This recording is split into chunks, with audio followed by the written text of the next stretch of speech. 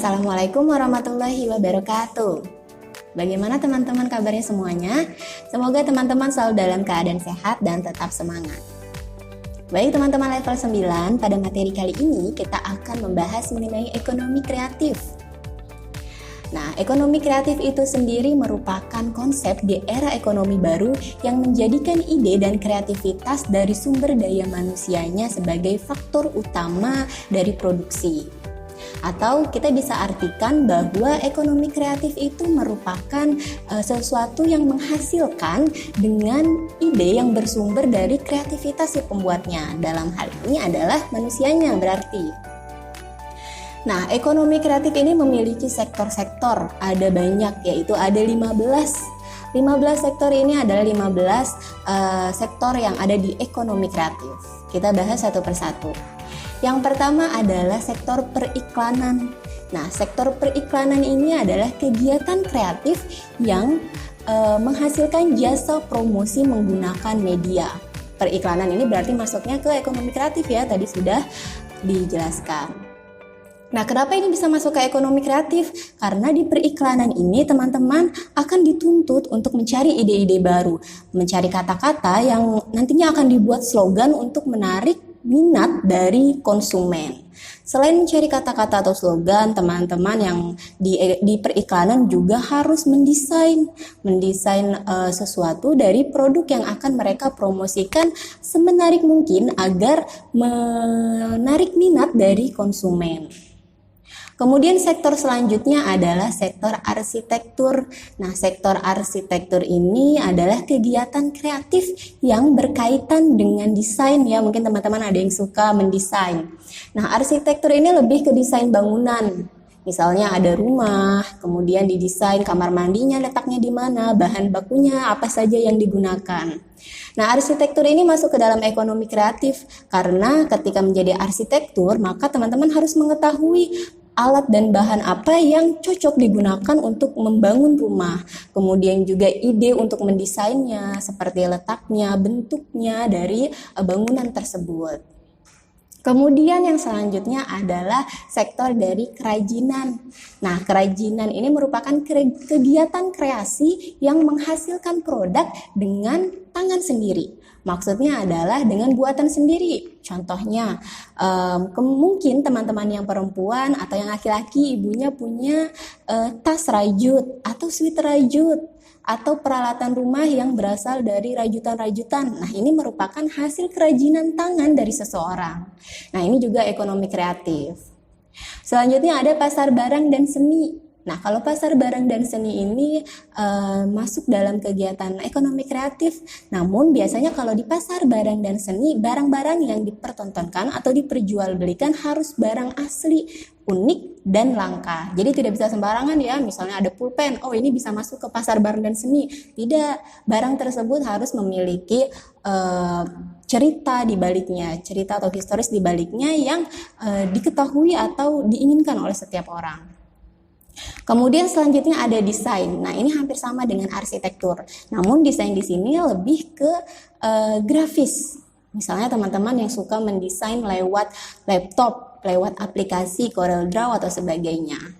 Nah, ini juga bisa masuk ke ekonomi kreatif karena ketika teman-teman mendesain sesuatu, teman-teman membutuhkan ide. Kemudian dituangkan ke dalam desain teman-teman. Kemudian selanjutnya yang keenam ada fashion. Fashion ini berarti berkaitan dengan pakaian. Namun bukan hanya pakaian, ada aksesoris yang digunakan, entah itu gelang atau cincin atau sebagainya. Kemudian selanjutnya ada video, film, dan fotografi. Nah, mungkin teman-teman ada yang suka di sini mengedit video, kemudian diupload di YouTube-nya, punya channel YouTube sendiri. Atau mungkin ada teman-teman kalau sekarang anak muda itu suka memfoto suatu objek, kemudian dikirim atau diupload ke Instagram kalian masing-masing, dan kemudian untuk feed Instagramnya agar lebih rapi. Nah, ini juga merupakan suatu ekonomi kreatif di mana teman-teman ketika di fotografi, memfoto, teman-teman pasti akan mengedit dulu kan, mengedit dari foto yang sudah teman-teman ambil. Nah, ini juga membutuhkan ide, warna apa yang cocok agar feed Instagramnya bagus misalnya. Nah, ini masuk ke ekonomi kreatif. Kemudian selanjutnya ada permainan interaktif. Nah, permainan interaktif ini adalah kreasi, produksi, dan distribusi permainan komputer dan video hiburan. Berarti lebih ke permainan-permainan yang ada di komputer. Kalau sekarang yang lebih banyak digunakan oleh orang, misalnya permainan Mobile Legends ya yang ada di komputer.